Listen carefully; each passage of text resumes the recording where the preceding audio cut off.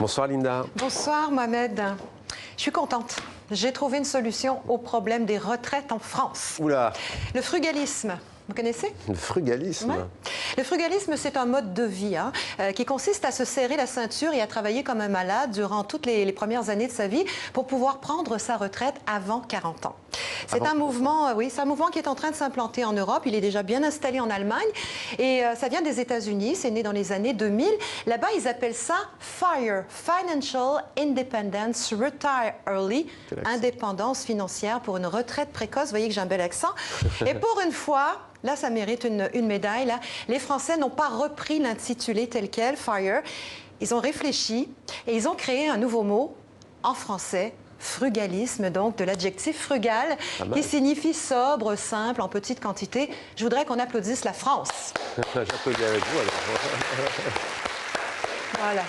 Les frugalistes sont des personnes qui veulent rompre avec la société de consommation, pas pour sauver la planète, mais pour ramasser du pognon. Leur stratégie est simple, Mohamed. Dépenser le moins d'argent possible, faire fructifier ses économies par des placements, par exemple, vivre de ses rentes, se contenter de peu et profiter de la vie. Alors, ils sont très organisés, les frugalistes. Sur les réseaux sociaux, ils échangent leurs trucs pour épargner, par exemple, faire des pompes ou des abdos chez soi le soir, au lieu de s'abonner à une salle de sport. Vivre en colocation, ou mieux, retourner chez papa, maman. Pratiquer le covoiturage, faire les fins de marché ou les poubelles des commerçants, ça demande quand même un certain degré d'investissement.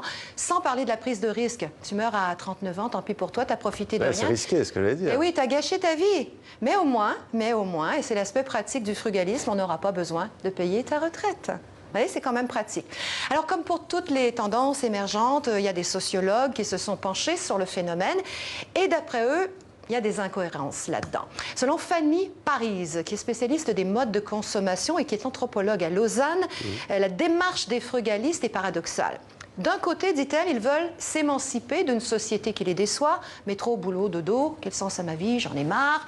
Et de l'autre côté, ils profitent de ce système puisqu'ils continuent souvent à percevoir un revenu boursier, par exemple. Et puis l'autre bémol, c'est que le frugalisme, c'est pas pour les petits salaires. Il faut quand même gagner un minimum pour pouvoir économiser. Quand il ne te reste plus un sou à partir du 10 du mois, c'est pas la peine.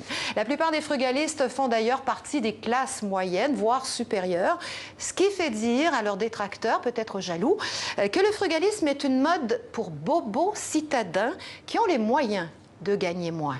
Voyez ?